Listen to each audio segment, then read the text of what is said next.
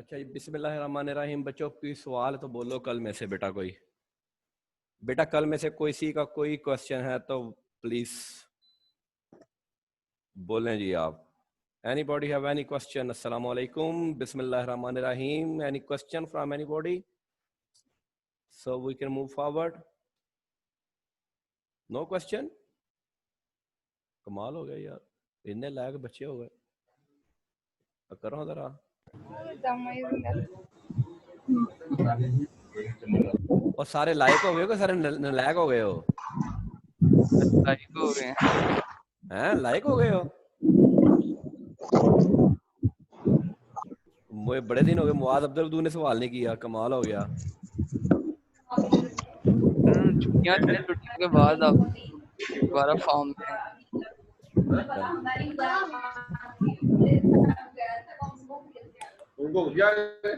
लो जी, बिस्मिल्लाहिर्रहमानिर्रहीम जी। अच्छा जी, हम पढ़े हैं डिडक्शन नॉट एडमिसेबल। हम पढ़े हैं डिडक्शंस नॉट एडमिसेबल। 3 डिडक्शन बेटा हम यहाँ कल पढ़ चुके थे जी। ये 3 डिडक्शन हम पढ़ चुके थे। अब ये थ्योरी पढ़ रहे हैं बेसिकली बेटा, हम थ्योरी पढ़ रहे हैं। और जब इसका न्यूमेरिकल पढ़ते जाएंगे तो इसी चीजों की हम प्रैक्टिकल एप्लीकेशन भी करेंगे। नंबर 4 है जी, in case of pharmaceutical manufacturer. अच्छा, अब ये देखो, ये किसी बिजनेस में अप्लाई नहीं होती, ये सिर्फ एक बिजनेस में अप्लाई होगी। Applied only one business. कौन सा बिजनेस? फार्मास्यूटिकल, जो दवाइयां बनाती हैं। और किसी के ऊपर वाली ये प्रोविजन अप्लाई नहीं होगी। कहता जो फार्मास्यूटिकल मैन्युफैक्चरर्स हैं, जो कंपनी दवाइयां बनाती हैं, वो जो एक्सपेंडिचर करते हैं सेल प्रमोशन के, आपको पता है वो मेडिकल रैप्स, एड्स, एडवर्टीजमेंट और पब्लिसिटी के ऊपर, उनको मैक्सिमम खर्चा जो अलाउड है वो 10% ऑफ टर्नओवर है। इसका क्या मतलब है कि सपोज अगर कोई मेरी दवाइयां बनाने की कंपनी है और मेरी जो टर्नओवर है, मेरी जो सेल है यानी कि टर्नओवर है वो 300 रुपया है, और मैं कहता हूँ जनाब मेरा जो सेल का एक्सपेंडिचर हुआ है, सेल प्रमोशन का, एडवर्टीजमेंट का जो एक्सपेंडिचर हुआ है वो जनाब हुआ है 40 रुपए, और मैंने क्रॉस चेक पेमेंट भी की है, पार्टी भी वेरीफाइबल है, हर चीज वेरीफाइबल है, तो लॉ कहता है नहीं, हम 40 रुपए आपका खर्चा नहीं मानेंगे, 10 रुपए आपका एक्सपेंडिचर डिसअलाउड हो जाएगा, 10 रुपए आपका एक्सपेंडिचर डिसअलाउड हो जाएगा, नहीं माना जाएगा, क्योंकि उसने कहा 10% टर्न ओवर, तो आपको जो अलाउड एक्सपेंडिचर होगा वो 30 रुपीज एक्सपेंडिचर आपको अलाउड होगा। चाहे मैंने पेमेंट की है, टैक्स काटा है, हर चीज की है मैंने, क्रॉस चेक की है, पार्टी भी वेरीफाइबल है, खर्चा भी सर रेट करता है, लेकिन लॉ ने यहाँ रिस्ट्रिक्शन लगा दी। लॉ ने क्या किया, यहाँ पे कंडीशन लगा दी। इसीलिए मैंने आपको कहा था कि जब मैंने ये पढ़ना शुरू किया तो मैंने ये कहा था कि कंडीशंस आल्सो एप्लीकेबल। देखो बच्चों, जब हमने ना डिडक्शन एडमिसिबल पढ़ा तो वहां में हर तरह का खर्चा लॉएबल था। जो भी जो जनाब वो ऐसे लगता था जैसे जितने मर्जी खर्चे इनकॉर्पोरेट करते जाओ, प्रॉफिट जहां मर्जी सेट कर लो, तो और जितना दिल करता टैक्स दे दो। तो यहाँ आके हमें पता चला कि ऐसा नहीं है। लॉ ने उन एक्सपेंडिचर्स के ऊपर कंडीशन लगाना शुरू की, जैसे अभी हमने पीछे पढ़ा कि जनाब क्रॉस चेक देना है, पेमेंट देनी है, टैक्स काटना है, टैक्स नहीं काटेंगे डिसअलाउड होगा, पार्टीज वेरीफाइबल होनी चाहिए। अब ये फार्मास्यूटिकल का उसने बता दिया कि लिमिट लगा दी, तो ये बेसिकली कंडीशन लगा दी ताकि कोई अंधाधुंध एक्सपेंडिचर नहीं इनकॉर्पोरेट कर सकता कि जितने ये नहीं कि जितना दिल करे वो टैक्स दे दे। अच्छा, नेक्स्ट जो बेटा ये है ना, ये सिर्फ, अच्छा ये बेटा जरा मिटा दें जरा इसको, ये जरा रब कर दें इसको। ये एक मिनट, ये रब करने लगा हूं बेटा, ये रब करने लगा हूं, किसी ने इसका स्क्रीनशॉट लेना तो ले ले। चले कर दें, ले लिया होगा उन्होंने। हाँ, ये भी कर दें। अच्छा, अब ये जो नंबर 5 है ना जी, ये मैं अलहदा पढ़ाऊंगा आपको। ये ये सिर्फ रिलेट करती है एओपी के सवाल से, रिलेटेड टू द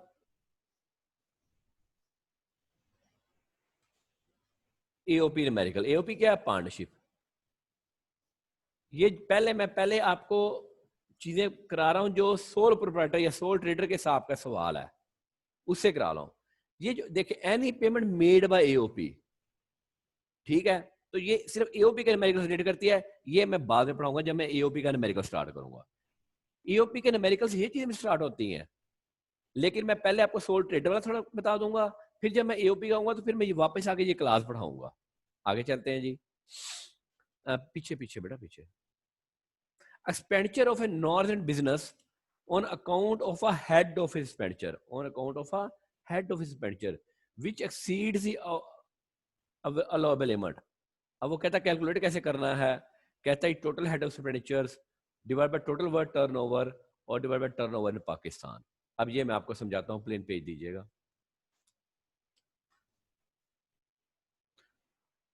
देखिए जी, हेड ऑफिस है इन यूके,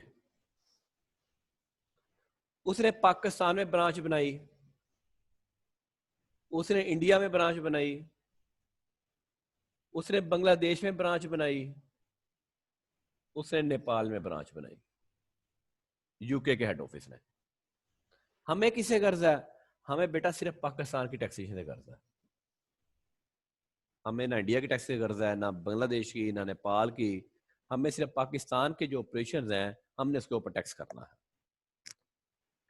अब हेड ऑफिस क्या करता है, अज्यूम कर लें हेड ऑफिस के जो लोगों में ख्याल आया कि पाकिस्तान में से रेट ऑफ टैक्स से जो रेट ऑफ टैक्स है वो है से 35%, अज्यूम कर लें इंडिया में से 30%, बांग्लादेश में से 25% और नेपाल में से 20% of the profit before tax, assume कर लें एक जस्ट। यूके के हेड ऑफिस ने एक मार्केटिंग मैनेजर रखा फॉर साउथ एशिया, ये साउथ एशिया, एक मार्केटिंग मैनेजर रखा।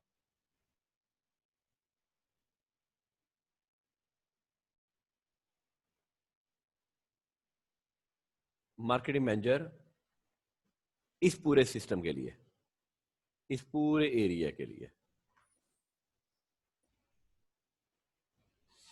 इस पूरे एरिया के लिए। और मार्केटिंग मैनेजर की सैलरी थी $5 lakh.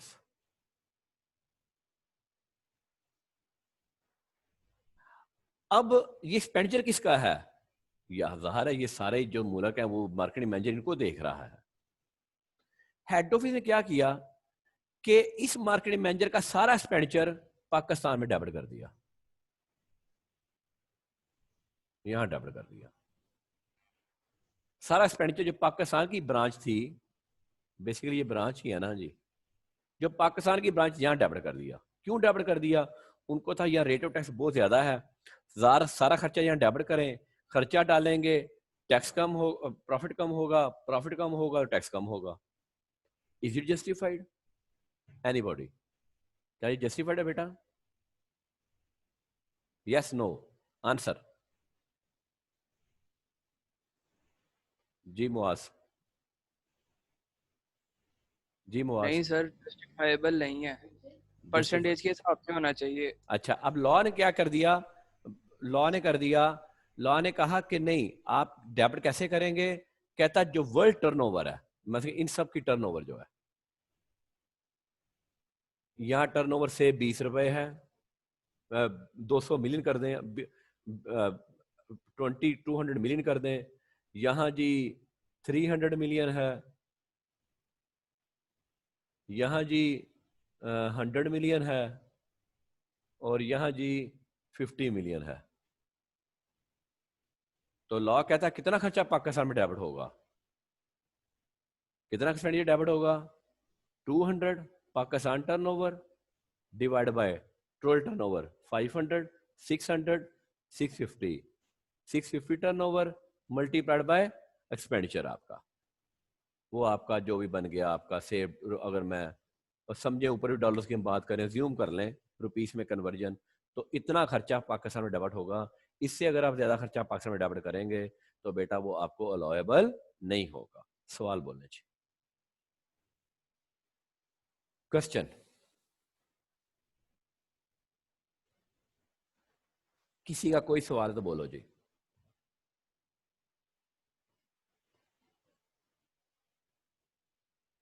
Any question from any body का फार्मूला बेटा ये सिंपल,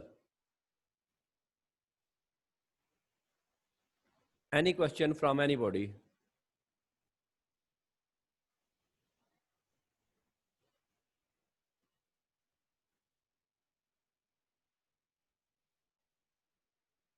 चलें जी, आगे चलें जी।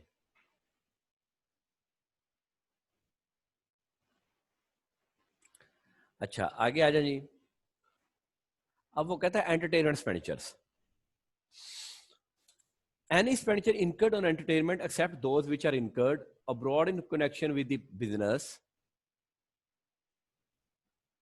पाकिस्तान में लोकल फॉर कस्टमर के लिए जो किया जा रहा है, meetings of members, agents, director and employees, refreshment, opening of branches और डायरेक्टली रिलेटेड टू बिजनेस, इनके ऊपर जो एक्सपेंडिचर करते हैं तो वो लॉ वाला है। ये जो एक्सपेंडिचर है ना, ये वाला है जो लॉ ने बता दिए, ये अलाउएबल है। इसके अलावा जो करेंगे वो अलाउएबल नहीं होंगे। लॉ ने एंटरटेनमेंट एक्सपेंडिचर को डिफरेंशिएट कर दिया, बता दिया कौन कौन सा खर्चा अलाउएबल है और जौन सा खर्चा, मसलन कोई कहे जी ओ जी, अब हम कहें कि जी हमारी बच्चों से हमें जी जो फीसिस आई हैं वो तो 20 मिलियन आई हैं, अच्छा जी हमने बच्चों की पार्टीज की हैं, वेलकम पार्टीज की है, ये किया वो किया, वो जी हमने 18 मिलियन तो पार्टीज कर दी हैं, तो बेटा इट इज जस्टिफाइड? नो। और जी डायरेक्टर के मुंडे का वलीमा, तो वो भी आप दफ्तर में, आप बिजनेस में डेबिट कर दें, इज इट जस्टिफाइड? नो।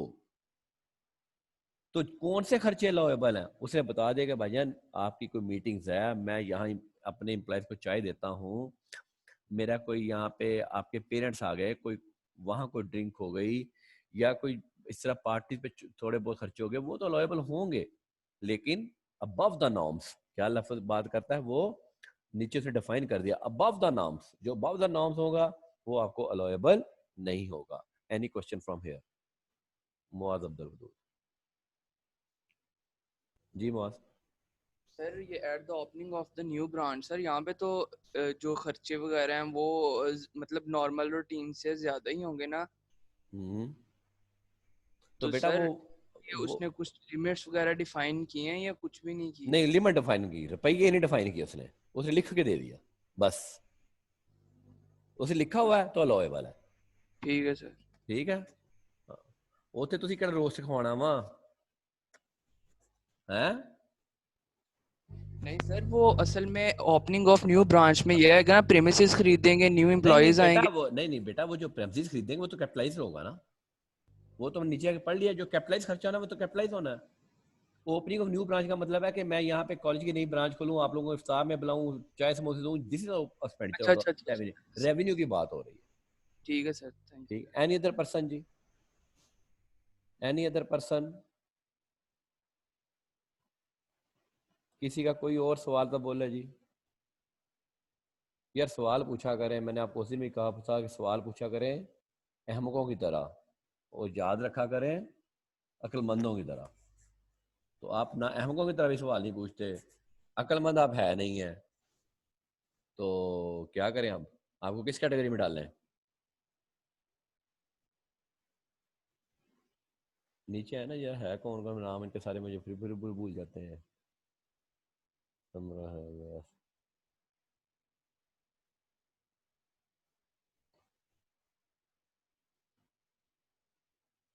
ये लुकमान शादी को करें जरा,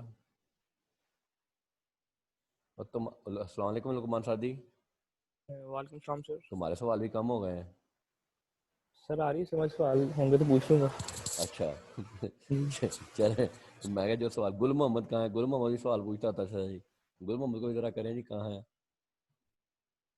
ये मिल गया। हाँ भाई गुल मोहम्मद, अस्सलाम वालेकुम। वालेकुम सलाम सर। तुम्हारे सवाल भी कम हो सर आ गए। रही है समझ सर? अच्छा, नहीं सर, आ रही है समझ। आ रही है, चले। खैर इसको प्रैक्टिकली जब हम करेंगे तो ज्यादा समझ आएगी। अनिला को करें जी, अनिला भी कभी कभी गलती से सवाल पूछती थी। हाँ, अस्सलाम वालेकुम लीना, अनम्यूट करें इसको। अस्सलाम वालेकुम। वालेकुम सलाम सर। हाँ जी अनिला, आपके सवाल भी नहीं आ रहे, समझ आ रही है सर ज्यादा? समझ आ रही है जी। चलो अल्लाह खैर करे जी। चलें जी, बाकी बच्चों भी जी कोई, all students are welcome to ask the any question बच्चों। अच्छा आगे चलते हैं जी।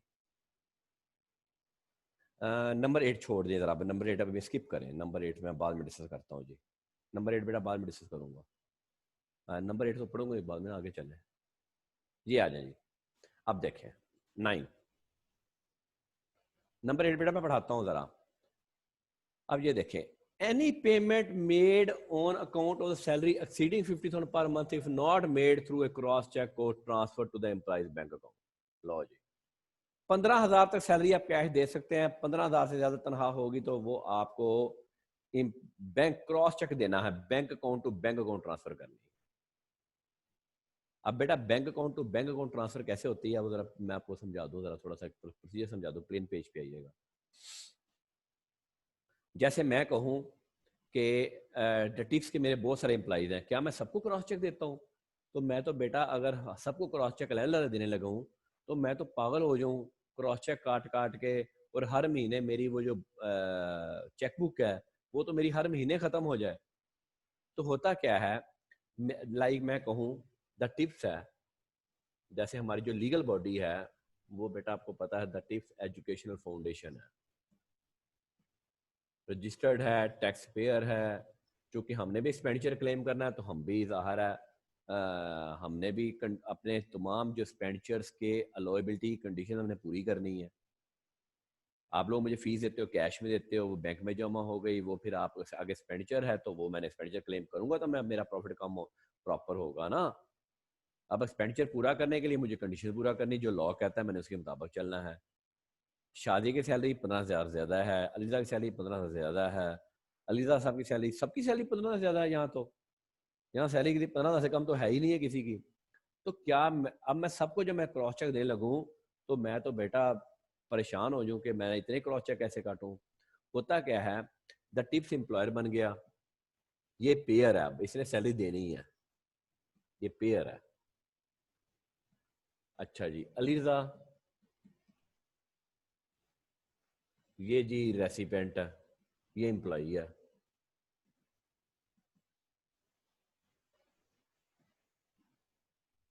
एम्प्लॉई है। अब बेटा मैंने इसको पता क्या, सपोज अलीजा को मैंने आज मैंने इसको जॉब पे रखा, मेरा अकाउंट है इधर ABL में, ये ABL सामने जो बैंक है ABL कनार रोड पे, टिप्स का अकाउंट। मैंने अलीजा से कहा तुमने भी अकाउंट वहां अपना जाके ओपन अकाउंट करो, ये भी अकाउंट अपना ओपन करेगा। मेरा हर एम्प्लाई को कहूंगा अगर तुमने तनख्वाह लेनी है तो भाईजान या जब मेरा अकाउंट है वहां तुम अकाउंट ओपन करो। अब हर महीने मैंने को सैलरी देनी है, मैंने करना, मैंने एक लेटर बनाना है बैंक के नाम, लेटर जिसमें मैंने एम्प्लाई का नेम,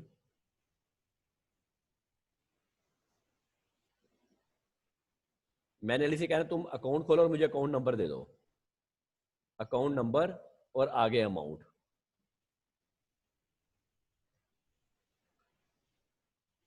अब सपोज मैंने अपना एक्सपेंडिचर क्लेम करने के लिए मुझे क्या करना है, मैं यहां लिखूंगा जी, एक एम्प्लॉय ले लूं या सारे ले लूं, यहां लिखूं अलीजा, अकाउंट नंबर मुझे जो भी दे 0078473-43, इस तरह वो बैंक अकाउंट नंबर जो उसका अकाउंट नंबर है। अब अलीजा की सैलरी सपोज 60,000 है तो मैं इसको कितने पैसे दूंगा, 60,000 जरा 12, पहले इसका टैक्स भी कैलकुलेट करूंगा जी। को मुझे बताएगा कि 60,000 की सैलरी के ऊपर कितना टैक्स बनता है पूरे साल का? 500 रुपये रह गया ना, 12, हाँ 500 रुपये पर मंथ बनता है। मैं इसको तनख्वाह दूंगा 59,500, 5 रुपये में इसका टैक्स भी काटूंगा। एक एम्प्लाई आ गया, 2 आ गया, 3 आ गया, सारे एम्प्लॉइज का टोटल लग गया जी, तनख्वाह बन गई 6,40,540 से। मैं क्या करूंगा, मैं एक चेक काटूंगा, योर सेल्फ का मतलब होता है मैं बैंक मैनेजर को कह रहा हूं, कितने का एक चेक काटूंगा, कितने का, 6,40,540 का, और उसको क्रॉस कर दूंगा, साथ ये लेटर जाएगा, उसको कहूंगा मेरे बैंक से इतने पैसे निकाल लो और हर एम्प्लाई में किसी का 59,000 है, किसी का 40,000 है, किसी का 30,000 है, इतने इतने पैसे इस अकाउंट में ट्रांसफर कर दो। तो बेटा ये क्या हो गई, बैंक ट्रांसफर। तो मैंने लॉ की कंडीशन पूरी कर दी।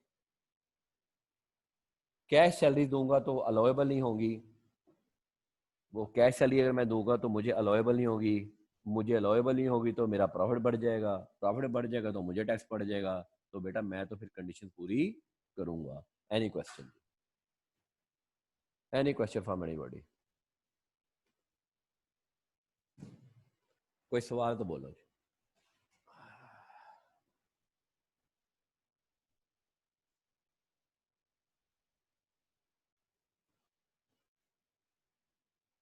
Waiting for your question. अहमकाना क्वेश्चन कोई सवाल पूछे तो बेटा ना घबराया करें। सवाल पूछना आधा इल्म है, सवाल पूछना आधा इल्म है, हदीस है।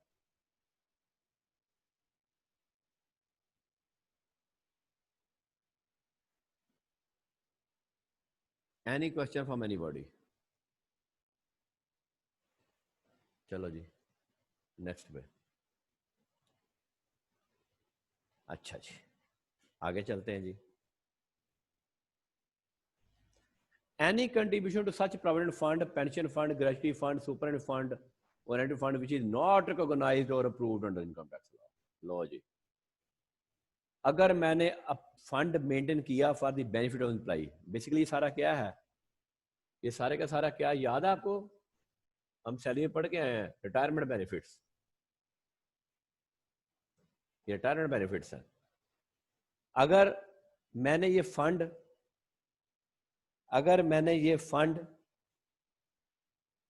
रिकॉग्नाइज नहीं करवाए तो मेरा खर्चा तो है ना। आपको याद होगा प्रोविडेंट फंड में हमने एम्प्लॉयर कंट्रीब्यूशन पढ़ा, ग्रेचुटी एम्प्लॉय रेसिपेंट है, मैंने तो पे करना है। कोई और भी फंड का खर्चा एम्प्लॉयर को खर्चा पड़ता है ना, एक्सपेंडिचर ही पड़ता है जो एम्प्लॉय को देने हैं। तो बेटा अगर मैंने वो एक्सपेंडिचर जो है वो मैंने वो अपना फंड अप्रूव नहीं करवाया हुआ कमिश्नर से या गवर्नमेंट का है या कोई भी एफबीआर से, तो मुझे वो एक्सपेंडिचर अलाउ नहीं होगा। और अगर मैंने प्रोविडेंट फंड में भी टैक्सेशन है, अगर मैंने प्रोविडेंट फंड की टैक्सेशन करते हुए, अगला पॉइंट भी इसके साथ रिलेट करते हैं, दोनों इकट्ठे ही हैं ये, अगर अगले फंड की पेमेंट करते हुए मैंने टैक्स नहीं काटा, मैंने टैक्स डिडक्ट नहीं किया, तो then the expenditures will also be not allowed. ले जी, अब इसका मैं आपको ना एक छोटा सा ना सैलरी के हिसाब से सवाल करूं, टैक्स कितना काटना है। अभी आप लोग बड़े खामोश बैठे हैं ना, तो मैं आपको एक चीज देने लगा हूं। सपोज मैं कहूं कि द टिप्स एम्प्लॉयर है,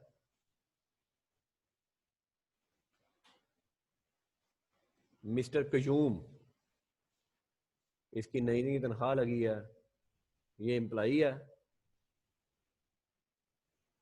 कयूम भाई भी अमीर हो गए हैं, जब कॉलेज इंशाल्लाह खुलेगा तो कयूम भाई आपको पार्टी खिलाएंगे।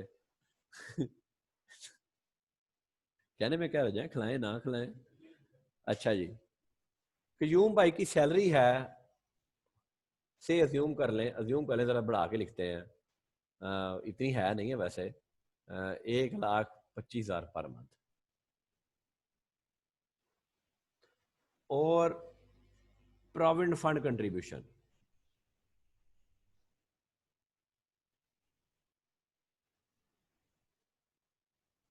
है जी 12% ऑफ बेसिक सैलरी। सैलरी एक है, इतना ही सवाल है। रिक्वायरमेंट ऑफ क्वेश्चन क्या है? रिक्वायरमेंट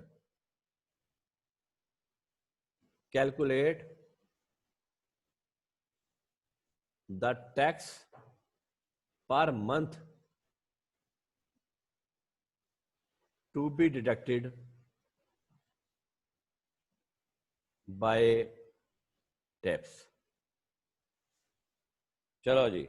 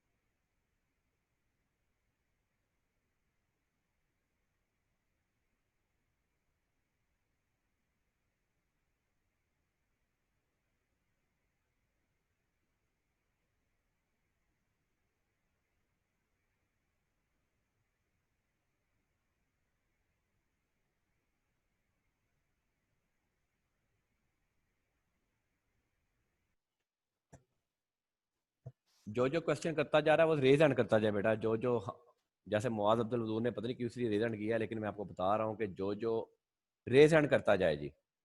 हर बंदे ने सवाल करना है। बिस्तर से निकले, मेहरबानी आपकी।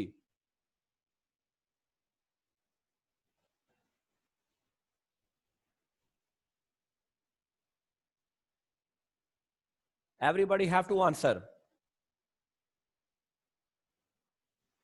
वरना मैंने क्लास से रिमूव कर देना है। यही हर रह गया मेरे पास।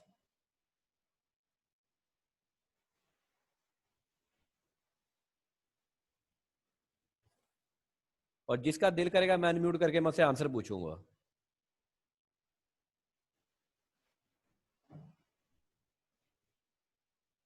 और दो वैसे भाग गए हैं। 10 यार।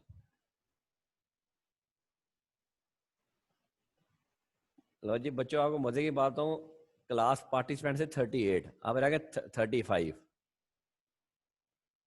ऑनलाइन क्लास में से भाग जाते हैं और ख्वाब देखते हैं लीमा सुल्तान के।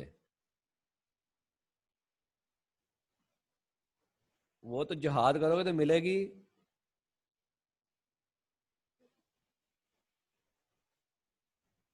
जी समरा से अनम्यूट करें जी, समरा से पूछे क्या आंसर है। जिससे जी समरा बेटा कितना आंसर आया? थोड़ी सी अंडरस्टैंडिंग में प्रॉब्लम हुई है, हो रही है। हाँ तो सुते पे जो पुत्र जो सुथना इतना ही होना ना, तेरे बोलन तो पता लग रहा है सुती पे। नहीं सर, नहीं सोए हुए, नहीं सोए हुए सर, सुन रहे हैं आपका लेक्चर, जाग रहे हैं तो बिल्कुल। पुत्र फिर क्यों नहीं आ रहा बेटा, क्यों नहीं आ रहा? सर पता टैक्सी नहीं। कैलकुलेट करना है, सैलरी का क्या हो गया है? उमर रिजवान, उमर रिजवान को करो जी। जी उमर रिजवान। सर 63,000 आया मेरा। पुत्र पर मंथ, मैंने क्या कहा? Per month.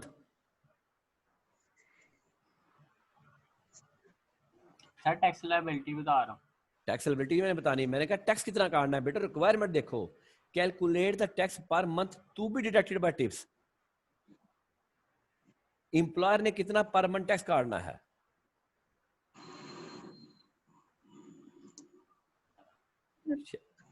नेक्स्ट और शायद मरगूब जी। शाज़म जी सर, ये तो मेरा काफी ज्यादा आ रहा है।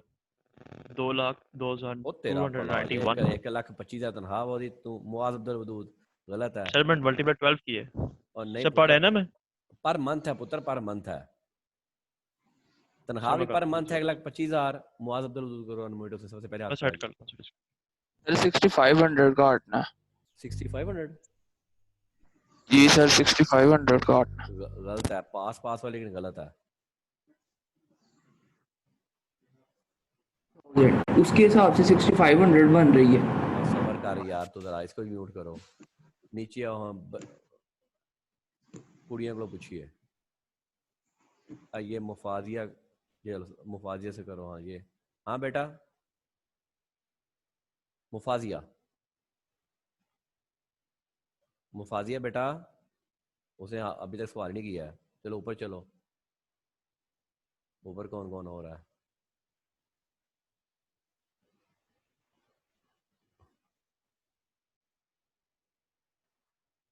लुकमान साजी से पूछो। लुकमान साजी से। हाँ जी सर लुकमान। 3500। 3500 गलत है। अब्दुल्ला फैज से पूछो।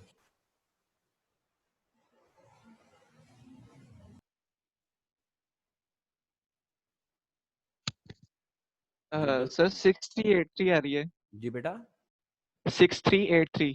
6383 गलत है। आगे चलो।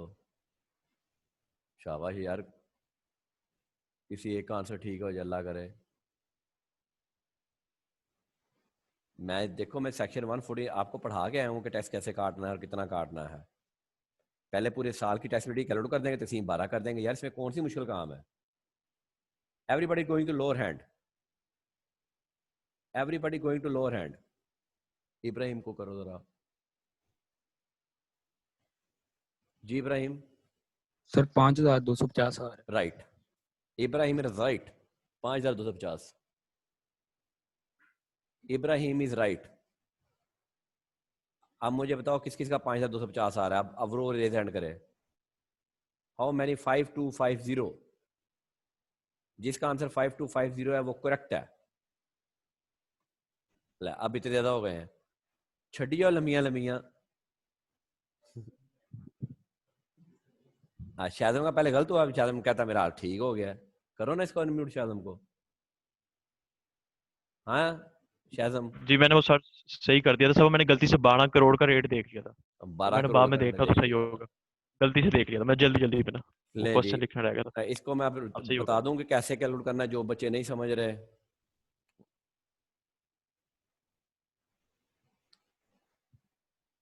देखे ना यार, क्या हो गया आपको? सैलरी इसकी कितनी है? 15 लाख। प्रोविडेंट फंड जो है 12% है। 12% कितना बनता है? 1,80,000। एग्जेम्प्ट कितना है? 10%। 10% कितना बनता है? 1.5 लाख। और फिक्स अमाउंट कितनी करनी एग्जेम्प्ट? 1.5 लाख। एक जैसी हो गई, 1.5 लाख एग्जेम्प्ट हो गई। बाकी टैक्सेबल कितनी हो गई? 30,000। टोटल कितनी बन गई? 15,30,000। 15,30,000 के ऊपर टैक्सेबिलिटी कैलकुलेट की सैलरी की, वो बन गई 63,000। 63,000 का डिवाइड बाय 12 किया, हर महीने टैक्स काटना है, तो 5,250 बन गया। लो जी, कोई सवाल तो बोलें जी। Any question to anybody? अब किसी का सवाल तो बोले जी। क्या मुश्किल था इसमें, मुझे ये भी बताया ना जरा यार।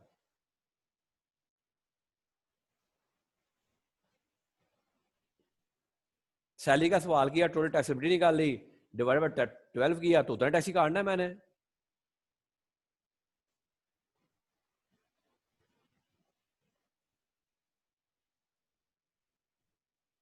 जी, एनी क्वेश्चन फ्रॉम एनीबॉडी?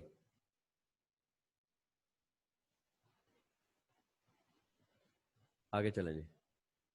कल आपका कल टेस्ट भी है ना इनका, कितने बजे है? 11 बजे। चलें इसको भी पढ़ा दूं मैं, फिर आखिर पे नोट्स करता हूँ।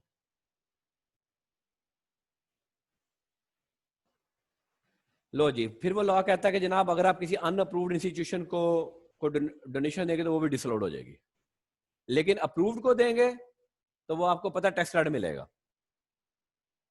अनअप्रूव्ड को देंगे डिसअलाउ होगी, अप्रूव्ड को देंगे तो टैक्स क्रेडिट मिलेगा।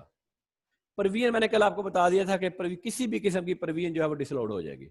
अगर आपने प्रोविजन डाली हुई बैड डेट्स, तो provision bad debts to provision for bad debts अगर आपने एंट्री डाली हुई है, तो ये वाली एंट्री इनकम टैक्स वाले नहीं मानते। ये वाली एंट्री इनकम टैक्स वाले नहीं मानते। इनकम टैक्स वाले कहते नहीं, these expenditure is disallowed. Expenditure वो कहते है ही नहीं। ये जो डिविडेंड वगैरह है, ये वैसे प्रॉफिट आफ्टर टैक्स से बाद आता है बेटा। कोई रिजर्व को ट्रांसफर करना है, ये वैसे कब आता है? प्लेन पेज पे आइएगा प्लीज बेटा। ये देखो, ये तो देखो ना, sale, cost of sale, GP, सारे expenditure, admin, selling, profit before tax, तो टैक्स तो यहीं पे हम दे देते हैं। तो डिविडेंड वगैरह तो इसके बाद आता है। यहां आता है डिविडेंड, रिजर्व, तो वो तो आता ही यहाँ पे है। लेकिन ये रिजर्व एंट्री है, डिविडेंड एंट्री है, यहां डाल दें तो लॉ कहता है ये आपको अलाउड नहीं होगी। आगे चलिएगा, वापस उधर आइएगा।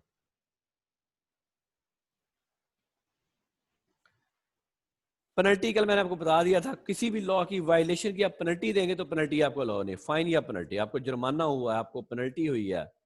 आपने कोई भी कानून तोड़ा है, सिर्फ इनकम टैक्स का नहीं, आपने कोई भी कानून तोड़ा है। बिजनेस में आप कानून तोड़ते हैं। एक होता है ब्रीच ऑफ कॉन्ट्रैक्ट होना। ब्रीच ऑफ कॉन्ट्रैक्ट और चीज है कि मैंने इसलिए सप्लाईज नहीं की, मैंने इसको जुर्माना डाल दिया, वो जुर्माना और है। एक है कानून तोड़ना। जैसे मैंने मोटरवे के फाइन की एग्जांपल दी थी, वो मैंने कानून तोड़ा, 130 से ऊपर चला गया। तो वो वाला एक्सपेंडिचर अब बिजनेस में होते हैं कानून, तो लॉ कहता है आप ठीक है एक्सपेंडिचर डालें, एक्सपेंडिचर इनकॉर्पोरेट मना नहीं है, लेकिन एक्सपेंडिचर लॉ कहता है हमने मानना नहीं है। मैं चेयर्स खरीदूं और यहाँ डेबिट कर दूं प्रॉफिट लॉस में, जस्टिफाइड नॉट। जाती खर्चा डेबिट कर दूं, जस्टिफाइड नॉट। तो जी कुछ चीजें अब कल के लिए रह गई। प्लेन पेज पे आइएगा फिर जरा। कल आपका बेटा परसों क्लास वो पढ़ेगा जो टेस्ट कल देगा, ठीक है जी कयूम भाई? हम वेटिंग में लगा के एंटर करेंगे। और परसों आपकी क्लास लेट है, शाम को होगी 5 से 6। परसों मैं क्लास करूंगा, मैं थोड़ा सा परसों मंडे को मैं आपकी 5 से 6 क्लास करूंगा बेटा। और कल टेस्ट है आपका 11 o'clock, 11 AM, संडे। सैलरी बड़ी देर का बताया हुआ है, प्लस डेफिनेशंस, प्लस मैं बेटा आपका लेता हूँ, रेज हैंड रखिएगा, मैं अभी आपसे टैक्स क्रेडिट्स। और टेस्ट होगा 1 hour 30 minutes का, ठीक है क्लियर? और आपको 2 hours दिए जाएंगे अपलोडिंग के लिए टोटल। बीच में आपका रीड टाइम आ गया, बीच में आपका अपलोडिंग आ गया, 2 hours आपको दिए जाएंगे। 1 बजे तक आपने अपलोड करना है। 10:55 पे टेस्ट अपलोड हो जाएगा। 10:55 पे टेस्ट आपका ग्रुप में आ जाएगा।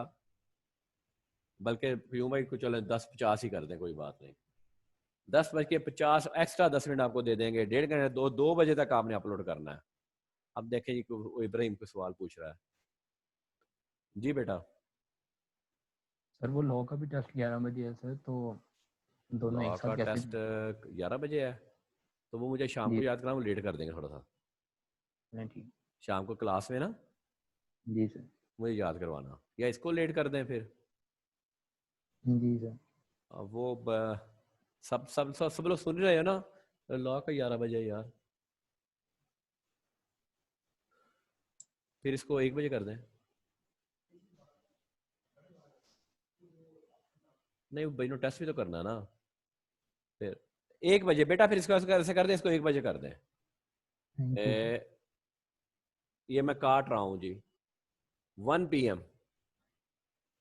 और आपने अपलोड करना है फिर अब 1.5 घंटे टेस्ट होगा, और आपने 3 PM तक अपलोड करना है। Any confusion to anybody? और ये 12:50 पे आपको 12:50 पे आपको अपलोड हो जाएगा जी आपका टेस्ट। 2 बजे तक आपने हमें वापस भेजना है। Any confusion to anybody? और कल जो टेस्ट देगा इब्राहिम क्लियर हो गया ना? बस और तो किसी का कोई मसला नहीं है। अनम्यूट कीजिएगा सबको। जी बेटा, any person have any problem? No sir. Clear? Yes sir. बेटा आपका ही फायदा है, टेस्ट अब दोगे आप तो तभी फायदा है आपका, ठीक है? मैंने पेपर देना नहीं बेटा, आपने पेपर देना। हम कोशिश कर सकते हैं मैक्सिमम, और अल्हम्दुलिल्लाह हम कर रहे हैं, ठीक है? रिस्पॉन्स टाइम आपने देना। ले जी, wish you best of luck, thank you very much from today. अल्लाह हाफिज जी, अल्लाह हाफिज।